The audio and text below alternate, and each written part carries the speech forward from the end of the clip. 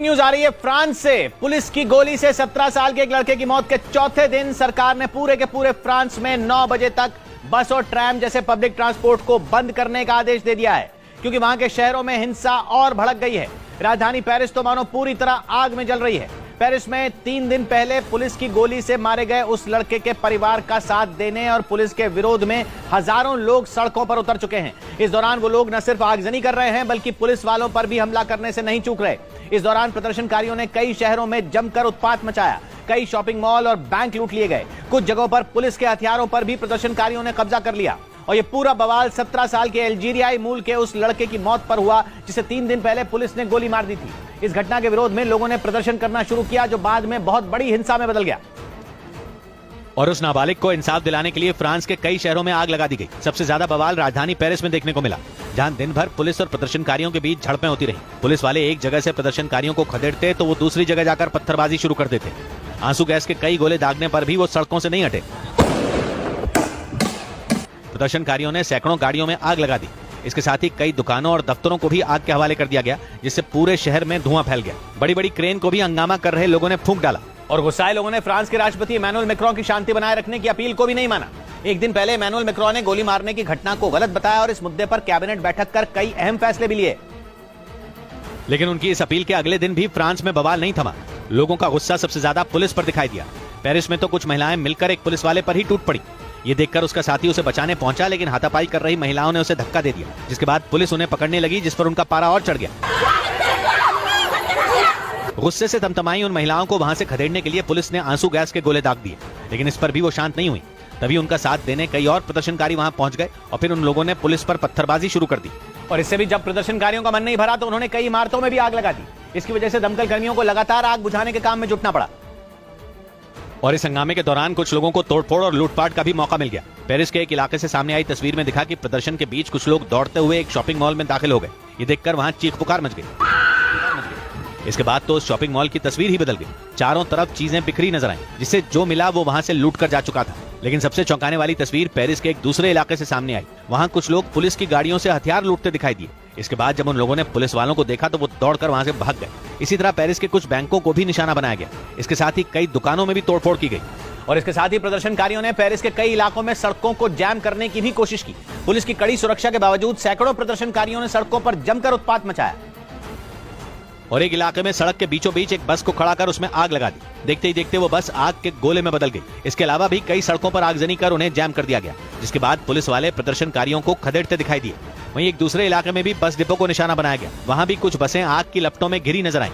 इस बीच पेरिस में पुलिस की गोली से मारे गए लड़के की मां ने मशाल यात्रा निकाली।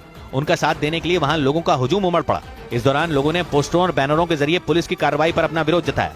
और 17 साल के लड़के की मौत के बाद से सुलग रहे फ्रांस में हिंसा भड़काने के आरोप में पुलिस ने 700 लोगों को हिरासत में ले लिया। ज्यादातर जगहों पर प्रदर्शनकारियों ने पुलिस वालों को ही निशाना बनाया। और फ्रांस के मीडिया का दावा है कि इन झड़पों में करीब 250 पुलिस वाले गंभीर रूप से घायल हो गए। इसके साथ ही फ्रांस के अलग अलग शहरों से करीब 700 लोगों को हिरासत में लिया गया। उन पर हिंसा भड़काने और तोड़फोड़ करने का आरोप है। इस बीच फ्रांस में हिंसा की वजह से बिगड़ते हालात पर राष्ट्रपति इमैनुअल मैक्रों ने फिर अपने अधिकारियों के साथ अहम बैठक की। इस बैठक के बाद राजधानी पेरिस समेत सभी शहरों में सुरक्षा बढ़ा दी गई। शांति बनाए रखने के लिए 50,000 पुलिसकर्मी फ्रांस के अलग अलग हिस्सों में तैनात कर दिए गए। इसके साथ ही दंगा भड़काने वालों पर सख्त एक्शन लेने के भी निर्देश दिए गए। वहीं फ्रांस में जिस लड़के की मौत पर दंगे शुरू हुए वो अल्जीरियाई मूल के मुस्लिम परिवार का बताया जा रहा है। इसलिए इस घटना के बाद वहां मुस्लिम समुदाय के लोगों का गुस्सा भड़क उठा। इस घटना को फ्रांस में लंबे वक्त से पनप रहे धार्मिक असंतोष से जोड़कर भी देखा जा रहा है। पिछले कुछ सालों में कई बार वहां दंगे हो चुके हैं, जिनमें एक पक्ष मुस्लिम समुदाय के लोग ही रहे हैं।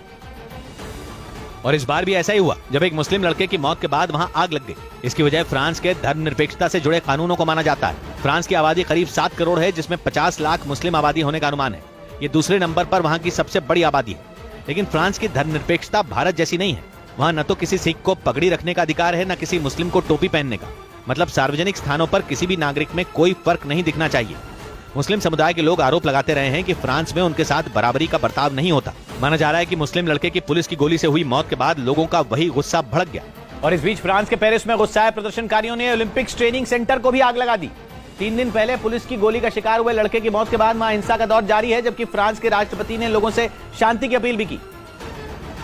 लेकिन लोगों का गुस्सा शांत नहीं हुआ और उन्होंने पेरिस के ओलंपिक्स ट्रेनिंग सेंटर को निशाना बनाया और उसमें आग लगा दी। वहां से जो तस्वीरें सामने आई उनमें आग की कई फीट ऊंची लपटें उठती दिखी। साथ ही रात के अंधेरे के बीच आग के साथ तेज धमाकों की आवाज भी गूंजने लगी, जिसकी वजह से इलाके में दहशत फैल गई।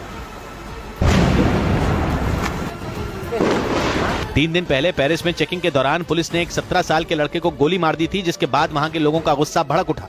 इस बीच बताया गया कि जिस पुलिसकर्मी की गोली से नाबालिग की मौत हुई, उसने मरने वाले लड़के के परिवार से माफी मांग ली। वो पुलिसकर्मी हिरासत में है और उसके वकील ने बताया कि जब वो पुलिसकर्मी से मिला तो उसका पहला और आखिरी शब्द सॉरी था। वकील ने यह भी जानकारी दी कि वो पुलिसकर्मी 17 साल के उस लड़के को मारना नहीं चाहता था, इसलिए वो बहुत ज्यादा दुखी है, क्योंकि 3 दिन पहले उसके गोली मारने से ही उस नाबालिग की मौत हो गई थी।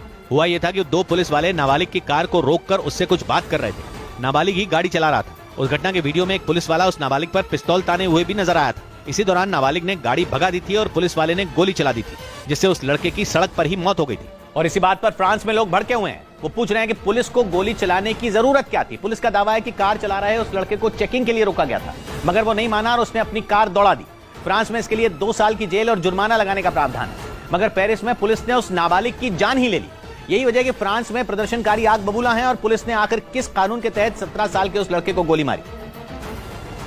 क्योंकि फ्रांस का कानून पुलिस को हक देता है कि वो किसी भी वक्त किसी भी गाड़ी और उसके ड्राइवर के डॉक्यूमेंट चेक करने के लिए उसे रोक सकती है, लेकिन पुलिस गन कुछ खास स्थितियों में ही चला सकती है, जैसे जब या तो पुलिस या फिर किसी दूसरे शख्स की जिंदगी या सुरक्षा खतरे में हो, या फिर पुलिस की सुरक्षा में मौजूद किसी शख्स या जगह पर ही हमला हो जाए। एक और स्थिति में फ्रांस की पुलिस गन का इस्तेमाल कर सकती है, वो तब जब पुलिस किसी ऐसी गाड़ी को न रोक पाए जिसका ड्राइवर ऑर्डर करने के बाद भी न रुके और उस गाड़ी में सवार बाकी लोगों से किसी की भी जान को खतरा हो।